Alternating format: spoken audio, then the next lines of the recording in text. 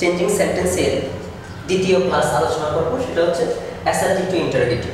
অর্থাৎ যদি আমরা এখানে শর্টকাট রুলসগুলো একটু দেখি যে এভরিবডি, এভরিওয়ান, অল থাকলে কিভাবে ইন্টারোগেটিভ করব, আবার এভরি প্লাস নাউন যদি থাকে কিভাবে ইন্টারোগেটিভ করব, নোবডি, নো ওয়ান, অল থাকলে কিভাবে করব, অর্থাৎ প্রত্যেকটা ফর্মেট এখানে আমরা দেওয়া আছে। এখন আমরা এক্সারসাইজের মাধ্যমে তা বুঝাবো। ওকে, তো ফার্স্ট এভরিবডি ট্রাস্টস হিম। তো আমরা একটা কথা মনে রাখতে হবে যে বডি অথবা ওয়ান যদি থাকে এবং অল, তিনটা কথা, বডি, ওয়ান, অল থাকলে ইন্টারোগেটিভ করার জন্য সর্বপ্রথম আমরা হু নিব। তারপরে যে সেন্টেন্সটা দেওয়া আছে দেখব যে সেটা কি কোনো নেগেটিভ ওয়ার্ড আছে কিনা। যদি কোনো নেগেটিভ ওয়ার্ড থাকে তাহলে এখানে নট হবে না, আর যদি কোনো নেগেটিভ ওয়ার্ড না থাকে তাহলে অক্সিলারি ভার্বের সাথে নট সংক্ষিপ্তভাবে নিতে হবে। যদি অক্সিলারি ভার্ব না থাকে টেন্স অনুসারে আনতে হবে, আর যদি অক্সিলারি ভার্ব থাকে সেই অক্সিলারি ভার্বের সাথে নট নিতে হবে।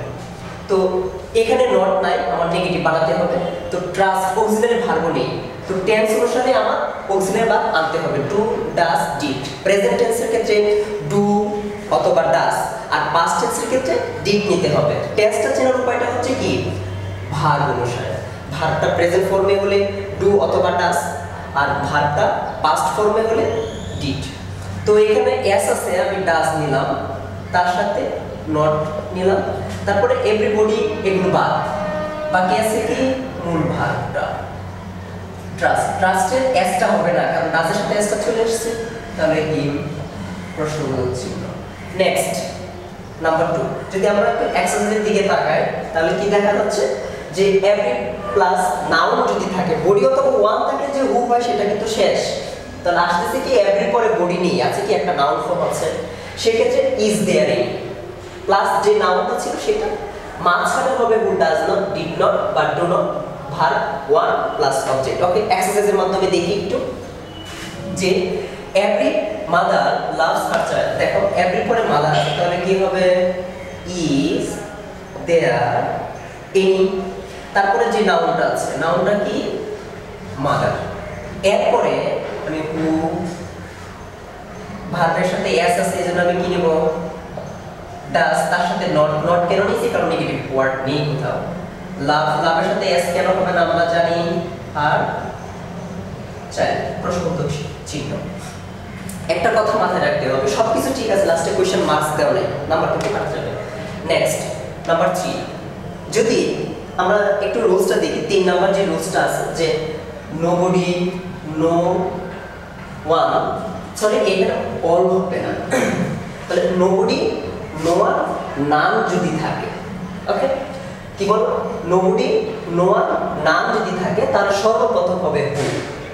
ওকে নিলাম, কারণ বডি অথবা ওয়ান তো আছে, তাহলে নিলাম হু। এই সেন্টেন্সে নো হচ্ছে একটা নেগেটিভ ওয়ার্ড, তাহলে কি আমরা আবার নট নিব না। যদি নট না নিয়ে আমার অক্সিলারি ভার্ব দরকার নেই, তাহলে হেডস যেভাবে আছে সব ঠিক থাকবে, পুষ্প প্রশ্নবোধক চিহ্ন। অর্থাৎ নোবডি হেডস পুষ্প, অর্থাৎ পুষ্পকে কেউ ঘৃণা করে না, তাহলে হু নিলাম, হু হেডস পুষ্প, কে পুষ্পকে ঘৃণা করে। ওকে, ইন্টারোগেটিভ শেষ। নেক্সট নাম্বার 4, অল লাভ ফ্লাওয়ার্স। এখানে আমরা ওই একটা শর্টকাট নোটের দিকে তাকাই যে অল আছে, তাহলে অল থাকার কারণে আমি কি বলছিলাম, বডি, ওয়ান, অল থাকলে আমার অবশ্যই সর্বপ্রথম হু নিতে হবে। Okay, auxiliary verb do, does, did যদি থাকে, অক্সিলারি ভার্ব ভালো না থাকলে আনতে হবে। ওকে, এক্সারসাইজের দিকে তাকাই, তাহলে সর্বপ্রথম আমরা হু নিলাম, সেন্টেন্সের কোথাও নট নেই, তাহলে অক্সিলারি ভার্ব ডাজ নিতে হবে, তার সাথে নটটা হবে সংক্ষিপ্ত ভার্ব। ওকে, তারপরে হচ্ছে লাভ ফ্লাওয়ার্স প্রশ্নবোধক চিহ্ন। নেক্সট নাম্বার 5, সেটা হচ্ছে নেভার অথবা নাথিং থাকলে কি হয়, এভার অথবা এনিথিং। তো এটা একটু রুলসটা একটু ভিন্ন, যেমন বডি, ওয়ান, অল কিছুই নেই, এভরিও নেই, তাহলে কিভাবে করব, এটার রুলসটা হচ্ছে আমরা একটু এদিকে তাকাই যে অক্সিলারি ভার্ব দিয়ে ইন্টারোগেটিভ করার সময় সর্বপ্রথম টেন্স অনুসারে অক্সিলারি ভার্ব নিতে হবে। মানে কি, যদি অক্সিলারি ভার্ব থাকে সেই অক্সিলারি ভার্বটা ফার্স্টে লিখব, আর যদি কোনো অক্সিলারি ভার্ব না থাকে তাহলে টেন্স অনুসারে আমার ডু ডাজ ডিড আনতে হবে। ক্লিয়ার? এরপরে বলছি কি নটটাকে সংক্ষিপ্তভাবে লিখতে হবে। কখন সংক্ষিপ্তভাবে হবে আর কখন পূর্ণরূপ হবে। যদি নটটাকে তুমি সাবজেক্টের আগে লিখো তাহলে নটটা হবে সংক্ষিপ্তভাবে, আর নটটাকে তুমি যদি সাবজেক্টের পরে লেখো তাহলে সেটাকে সংক্ষিপ্তভাবে লিখতে পারো, আবার পূর্ণ ওয়ার্ডে লিখতে পারো। প্রয়োজনে বললাম এই কারণে ইন্টারোগেটিভ করার সময় যদি মানে যে সেন্টেন্সটা দেওয়া আছে সেখানে যদি নেগেটিভ ওয়ার্ড থাকে তাহলে নট দরকার নেই ইন্টারোগেটিভ করার সময়, আর যদি মানে নট দেওয়া না থাকে তাহলে নটটাকে তোমার আনতে হবে। এই জন্য প্রয়োজনে লেখো, তারপরে সাবজেক্টটা পরে চলে যাবে, ভার্ব অবজেক্ট প্রশ্নবোধক চিহ্ন। ওকে, এক্সারসাইজের দিকে তাকাই। কোনো অক্সিলারি ভার্ব নেই, কামস হচ্ছে প্রেজেন্ট ফর্ম, নিলাম ডাস।